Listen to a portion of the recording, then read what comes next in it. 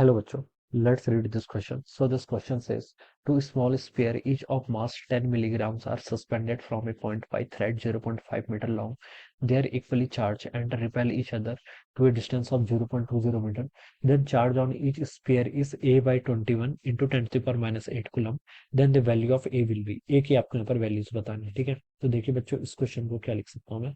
इस क्वेश्चन का की कॉन्सेप्ट है कि आप इक्विलिब्रियम लिख लीजिए बच्चों। क्या लिख लीजिए? इक्विलिब्रियम। इक्विलिब्रियम बच्चों हम क्यों लिख रहे हैं इस पर भी मैं आता हूँ, ठीक है। ये आपकी इक्विलिब्रियम की कंडीशन है। किसके इक्विलिब्रियम? इक्विलिब्रियम को बच्चों पहले मतलब समझ लीजिए। इक्विलिब्रियम का मतलब होता है आपका नेट फोर्स किसके इक्वल होना चाहिए? आपका जीरो के equal. This is the condition of the equilibrium, ठीक है। अब यहाँ पर बोल रखा है टू स्मॉल स्पेयर, दोनों का मास 10 मिलीग्राम है, suspended from a point by thread 0.5 metre long, ठीक है।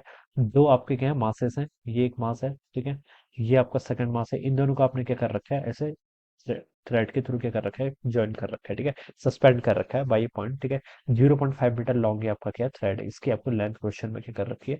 गिवन की हुई है। All right, they are equally charge and repel each other to a distance of 0.20 metre. यहाँ से लेकर यहाँ तक की जो डिस्टेंस है बच्चों, वो कितनी है? 0.20 मीटर के इक्वल है। इन दोनों के इक्वली चार्ज दिया। लेट इसके पास आपका चार्ज क्यू है, तो इसके पास भी कितना चार्ज होगा? आपका क्यू चार्ज है। इक्वली चार्ज क्वेश्चन में बोला गया। Then charge on each sphere, then the charge on each of the sphere is इतना, then the value of a की वैल्यू आपको यहाँ पर क्वेश्चन में बतानी है, ठीक है। बच्चों देखिए, अब मैं यहाँ पढ़ के बता सकता हूँ। ये इनका मान लीजिए मिडिल पॉइंट है, ठीक है। अब देखिए इस चार्ज पर कौन कौन से फोर्स लेंगे। इस चार्ज को मैंने ए चार्ज बोल दिया, लेट इसको मैंने बी चार्ज बोल दिया।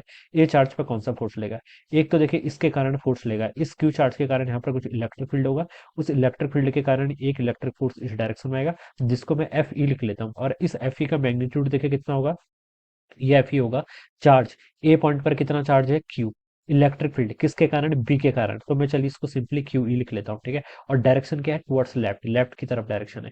दूसरा देखिए, ये किससे कनेक्टेड है? आपका स्ट्रिंग से। स्ट्रिंग में कुछ टेंशन होगी टी। मान लीजिए ये एंगल आपका थीटा बनना है, तो यहाँ पर बता सकता हूँ कि this angle should also be equal to theta, ठीक है। तो देखिए एक कंपोनेंट टेंशन का इधर को आएगा, जिसमें मैं क्या लिख सकता हूँ? आपका टी का कॉस थीटा।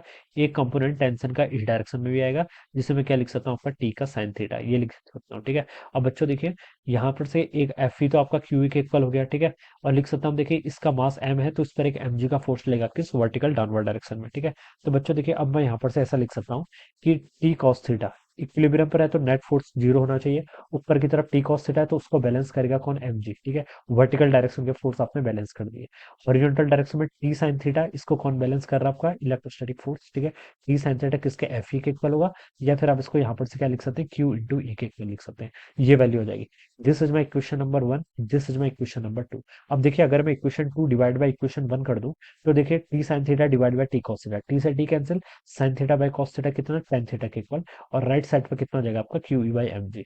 इतना आपको समझ में आ गया, ठीक है। अब बच्चों देखिए, क्यू कितना है? चार्ज, चार्ज क्वेश्चन में द चार्ज ऑन ईच, ठीक है। इतना गिवन कर रखा है, ए बाई 21। अभी के लिए चलिए मैं इसको क्यू ही लिख लेता हूँ सिंपली। ई तो मुझे कैलकुलेट करना पड़ेगा। ई देखिए कितना होता है? इलेक्ट्रिक फील्ड होता है आपका इस चार्ज के कारण। कितना होगा आपका? देखिए के ई टाइम्स आपका चार्ज कितना? क्यू, डिवाइडेड बाय डिस्टेंस का स्क्वायर। इन दोनों के बीच की डिस्टेंस कितनी? 0.20 मीटर। तो आप इसको लिख लीजिए 0.2 का स्क्वायर, ठीक है। तो ये हो जाएगा, this is the electric field. ये क्या आ जाएगा? आपका इलेक्ट्रिक फील्ड आ जाएगा। होल थिंग डिवाइडेड बाय आपका एम जी। एम क्या है? मास। मास देखिए क्वेश्चन में कितना दे रखा है? 10 मिलीग्राम, यानी कि इसको 10 इंटू 10 टू द पावर -3। ये तो आपका क्या हो गया? ग्राम में कन्वर्ट कर लिया आपने, ठीक है। इसको केजी में कन्वर्ट कर लिया, तो एक 10 टू द पावर -3 और जाएगा। अभी आपका केजी में आ गया, ठीक है। इंटू देखिए बच्चों, जी जी की वैल्यू कितनी होती है? आपकी 10 के इक्वल होती है। आपने इसमें यहाँ पर 10 से ऐसे लिख लिया, ठीक है। अब देखिए मुझे क्यू की वैल्यू बतानी है ना यहाँ पर, ठीक है। क्यू की वैल्यू, क्यू तो मेरे लिए यहाँ पर अननोन है। ये टेन थीटा मुझे यहाँ पर फाइंड आउट करना पड़ेगा। टेन थीटा में कुछ फाइंड आउट कर सकता हूँ मैथ लगा के? देखिए, जियोमेट्री थोड़ी सी ट्रिग्नोमेट्री का यूज करके हम बता सकते हैं। ये टोटल डिस्टेंस 0.20 मीटर थी, तो आधी डिस्टेंस 0.10 मीटर के इक्वल हो जाएगी, ठीक है। This angle is theta. और ये हाइपोटेन्यूज कितनी देर की? 0.5 मीटर के इक्वल, ठीक है। तो देखिए बच्चों, अगर आप यहाँ से ना perpendicular hypotenuse sine theta use करें, साइन थीटा बच्चों देखिए कितना होगा? परपेंडिकुलर, परपेंडिकुलर आपका 0.1 के इक्वल है, डिवाइड बाय हाइपोटेन्यूज कितना आपका? 0.5 के इक्वल। तो साइन थीटा आपके यहाँ से 1/5 आ गया, ठीक है।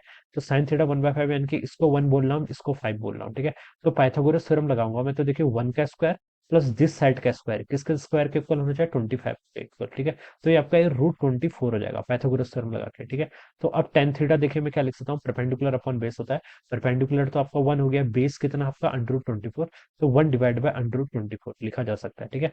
तो इस वैल्यू को देखिए अब मैं यहाँ पर पुट कर लेता हूँ, टेन थीटा इसके इक्वल आपका 1 डिवाइडेड बाय √24 के इक्वल। अब इस होल टर्म को देखिए मैं थोड़ा सा और सिंप्लीफाइड कर देता हूँ यहाँ पर ले आके, ठीक है। कितना हो जाएगा देखिए, के ई को चलिए ओपन कर लीजिए, 9 × 10⁻⁹ ये आपने ऐसे लिख लिया, ठीक है। क्यू इंटू क्यू करेंगे तो आपका क्यू का स्क्वायर आ जाएगा, ठीक है, डिवाइडेड बाय नीचे देखिए 0.2 का स्क्वायर करेंगे तो कितना आएगा 0.04, जिसका 4 × 10⁻⁻2 भी लिख सकते हैं, ठीक है। इंटू देखिए 10 × 10 करेंगे तो 10 का स्क्वायर हो जाएगा, ठीक है। और यहाँ पर कितना है 10⁻⁻6, तो 10⁻⁴ हो जाएगा टोटल, ठीक है। 10⁻2 इंटू 10⁻⁻6, ठीक है। डिवाइड 1 डिवाइड बाय √24 को क्या लिख सकते हैं, 4 √4 × 16,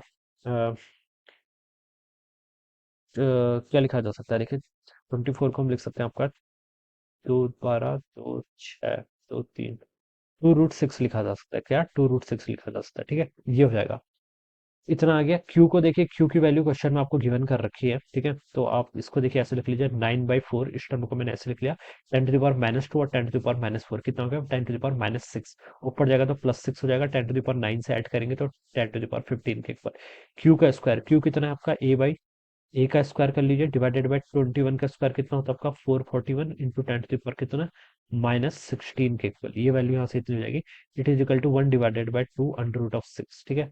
ये आपका यहाँ पर से इतना आ गया, ऑलराइट, ठीक है। ये टर्म आपके यहाँ से इतनी आ गई। अब बच्चों देखिए आप क्या कर लीजिए, ए का स्क्वायर देखिए यहाँ से क्या लिख सकते हैं, 4 यहाँ से देखिए ये टर्म आपकी कैंसिल करेगी, तो 9×4 = 36, नॉट 49 टाइम्स चला जाएगा, ठीक है। 49 × 4 करेंगे तो कितना 196, तो 196 आपका इधर आ गया, ठीक है। और देखिए यहाँ पर 10⁻15 और 10⁻⁻16 कितना होता है, 10⁻⁻1 के इक्वल, कितना होता है आपका 10⁻1, इधर आएगा तो 10⁻1 हो जाएगा, ठीक है। डिवाइडेड बाय 2 √6, तो आपका यहाँ पर ऐसे ही रहेगा, ठीक है। 2 √6 आपका ऐसे ही रहेगा, 196 इंटू देखिए 10⁻1, ठीक है। इतना ही आएगा, इतना ही आएगा ना, ठीक है। इसको सॉल्व करेंगे तो आपको 1960 डिवाइडेड बाय आपका 2 √6 हो जाएगा, ऑलराइट। 1960 को देखिए बच्चों हम कैसे लिख सकते हैं, 1960 का देखिए अगर मैं यहाँ पर रूट कैलकुलेट कर लेता हूँ इसका, ठीक है। ये वैल्यू देखिए आपकी 1960 को हम कैसे लिख सकते हैं, यहाँ पर देखिए इसको ऐसे लिख लीजिए, चलिए 1960 डिवाइडेड बाई 2 टाइम्स √6, √6 होता है आपका 2.45 के इक्वल, 2.45 इंटू 2 करूंगा तो 2.4 4.9 के इक्वल हो जाएगा, ठीक है। अब बच्चों देखिए 1960 डिवाइडेड बाय आपका 4.9 अगर हम करेंगे तो 400 के इक्वल आ रहा है, कितना आ रहा है 400 के। तो ए स्क्वायर की वैल्यू आपकी 400 आ रही, तो ए की वैल्यू यहाँ से कितनी हो जाएगी 20 के। तो आपसे ए ही पूछा था, तो ए की वैल्यू बच्चों कितनी आनी चाहिए, 20 के इक्वल। तो 20 शुड बी द आंसर, 20 क्या होना चाहिए इस क्वेश्चन का अपना आंसर होना चाहिए, ठीक है। तो बच्चों देखिए इस तरीके से हम क्या करेंगे, इस क्वेश्चन को सॉल्व करेंगे, alright. So I hope you all understood this concept, all the best and thank you so much.